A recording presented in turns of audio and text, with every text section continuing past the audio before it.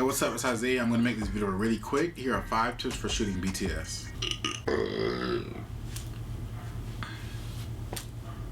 Number 1, shoot any and everything. I tell people all the time, keep your finger on the power button. You never know what's about to go down. Most fans want to see them doing anything, taking a shit, brushing their teeth, everything that they could possibly do in a day. So you have to kind of sometimes think like a fan and just, shoot anything that's happening. Tell people if you see them smiling, laughing, or just even make one joke, start recording. If you see them bobbing their head, start recording. If they're rolling a blunt or a joint and they can be seen on camera with weed, you'll record it. For the most part, you should already know what can and cannot be seen for certain artists. Number 2, keep everything charged. I always try to have 4 batteries and a dual charger with me. If I'm out shooting and I don't have a plug available to me, I try to have my MacBook out and I'll plug my charger into my MacBook. The only reason I do that is because I don't have a portable charger yet, so that's really another big investment, is buy a portable charger. If you're going to purchase a mic, try to purchase a mic that doesn't require batteries. Most Rode mics or Sony mics don't require a battery. They're powered from the camera, so that's a really good investment, so you're not constantly having to charge batteries or buy new batteries when you're out. You don't want nothing crazy going on and you're only on 3% and you're trying to preserve every piece of juice you have in your battery left, and then your camera dies. I've been in a situation where I was shooting for an athlete and they were sending footage off to a team, and at one of the key shots that they wanted to get to send to a team, my camera died. It's not a really good experience. They're going to kind of look at you like you're an amateur, and you don't want that to happen. You want to try to get a call back. So my advice is make sure your batteries are charged. Also, you never know when artists or athletes, anybody who's going to want pictures or videos taken randomly. So you want to make sure all your stuff is charged.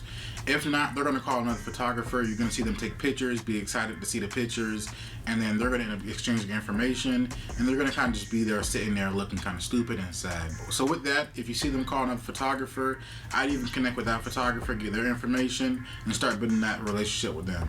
Don't be fake, let it be a genuine connection, but this is how you also get your foot in the door. So tip number 3, stay portable and efficient. Everything I use fits into my book bag and also allows me to have one hand open at all times. This is actually the book bag that I use. I got it off Amazon for I think maybe like $20 or something. It comes with like a little side pocket that opens up. Yeah, comes with like a little pocket. You can hold everything in there. I keep the lens. I keep my monitor, my mic, everything in my book bag. If my book bag is pretty much full, I try to keep my camera in my hand. If I have my camera on a cage, I always keep it outside the book bag. There's no reason to try to stuff that inside there. Unless you're in a weird neighborhood, then you want to try to keep everything hidden. I live in Miami. Some areas I would never have my camera out in public. So yeah, honestly, in this book bag, I can carry my laptop, my camera, 3 lenses, my monitor, my microphone for my camera, almost everything. So this kind of comes in handy. If you want this book bag, or if you want to see which one it is, it's a CADeN. I'm going to link it in the description. Yeah, if you want it. The reason why I say stay portable is because if you're working a personal photography job, you don't want to be shuffling and get your stuff together when they're on the move. Most artists and athletes are usually moving on the fly, so you want to be able to move whenever they move. As far as efficiency, I try to have a quick turnaround. Most turnaround times for me is like 2 days.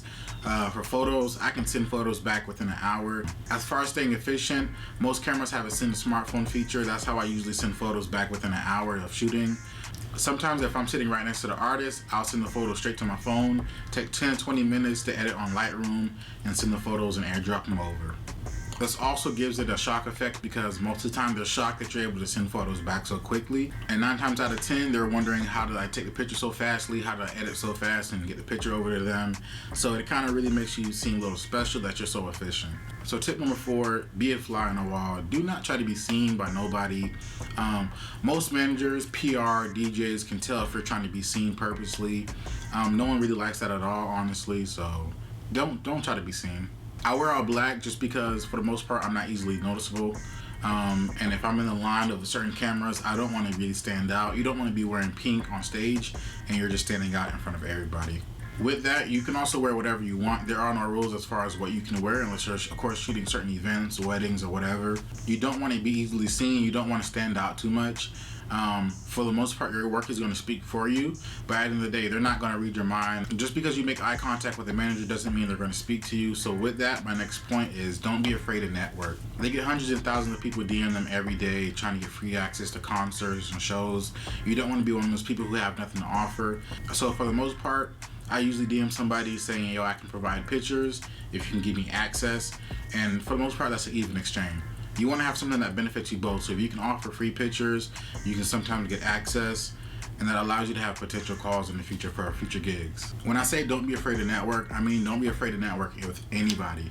From the managers, the PR, the DJs, even to the assistant, even to the audio guy. You want to be able to network with anybody, get a connection, get a contact, so you can have some type of access, some type of contact to somebody on a team that can lead to future gigs. So side tip, try to be as comfortable as possible. I've wore Air Forces to a gig before for 3 hours and my ankle started hitting Dougie. So that's pretty much it for my tips. I try to make this video as quick as possible. If you enjoy it, of course, hit the like, whatever you're supposed to do for YouTube. Subscribe if you want to. You don't really have to. I'd appreciate it. Also, in the link description, I also have links to everything I've used, my camera equipment, my mic, my monitor, my lights, all the way down to my book bag. So if you want to check it out, it'll be in the description below. Appreciate you watching, and that's it. All right. I feel like Goku when he going Super Saiyan. And let me take her to the room and show her I ain't playing. And I want my songs to blow up so I can say I made it. And if he step up in the way, we leave him on the pavement. I'ma beat that nigga ass and then go beat up on her cat. And now that nigga mad cause his bitch done been smashed. You fucking with us, we dumping out the whole map. Got money on my mind, all I care about is that cash. And you thought this shit was love for me, but bitches only lust. Bitch, I'm feeding for that cat. I'ma call you when I need it. Power up on that ass, energy increased. And I'ma give her this D and I ain't talking defense. Bitch, I'm feeling.